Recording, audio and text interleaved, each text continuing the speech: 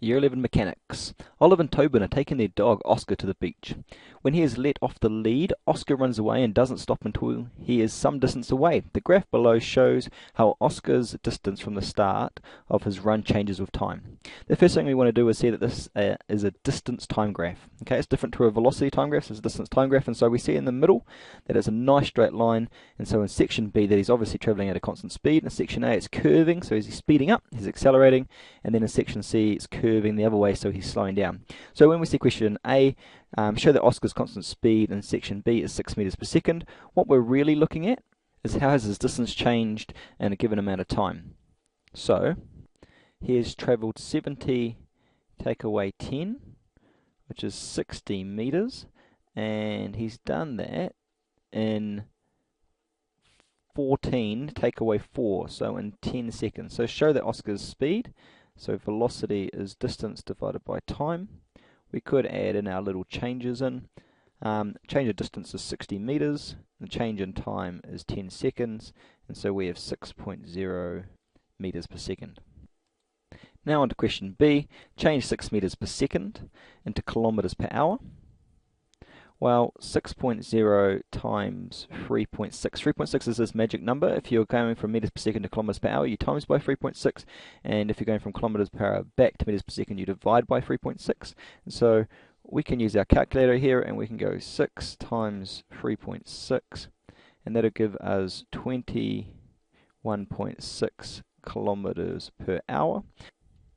Now, if we didn't know about this magic number 3.6, we could ask ourselves, well, if we're doing 6 meters every second, how many seconds are there in a minute? Well, there's 60. And how many minutes are there in an hour? Well, there's 60 minutes in an hour. So this is how many meters we would expect to cover.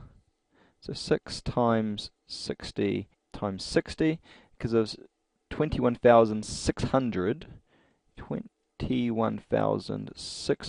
meters every hour, and because it's kilometers per hour, it's going to be 21.6 kilometers per hour. So that's another way of doing it. So you're asking how many meters are covered in 1 hour, so 60 seconds times 60 minutes, and you get 21,600 meters per hour, and we divide that by 1,000, because kilometer means 1,000, and we get 21.6 kilometers per hour.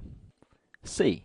Explain how you know that Oscar is accelerating during section A. Your answer should relate to how distance is changing with time, not just to the shape of the graph line.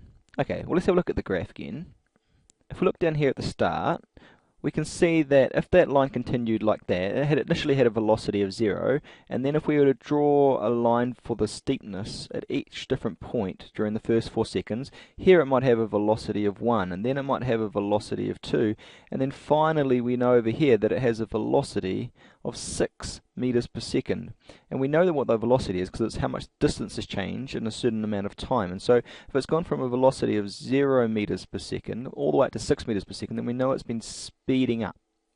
Okay, so let's have a look at what we'd write in that space. I'd write something like this. A curving line on a distance time graph shows acceleration, and that's what we saw in the first little bit, that it was going up and then went straight, so it was accelerating. Because the slope of a distance time graph tells us the speed, so at any particular place we find the steepness or the gradient of the line, that tells us the speed. The slope or the gradient is initially flat, indicating a near zero or zero speed. Then the slope increases, showing the speed is getting faster and faster, so it was 1 meter per second, 2 meters per second, all the way up to 6 meters per second.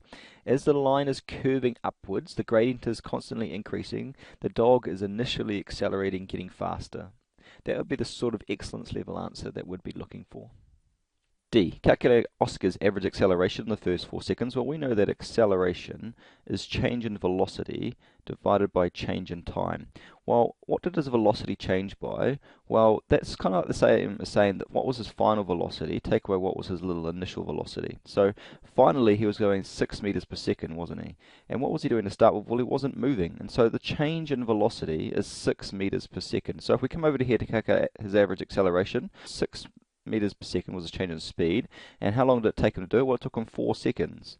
So 6 divided by 4, either we can do that in our head, or we can come over to our calculator, and either way we'll get the answer of 1.5 meters per second. E. Calculate Oscar's average speed for the whole time that it is moving.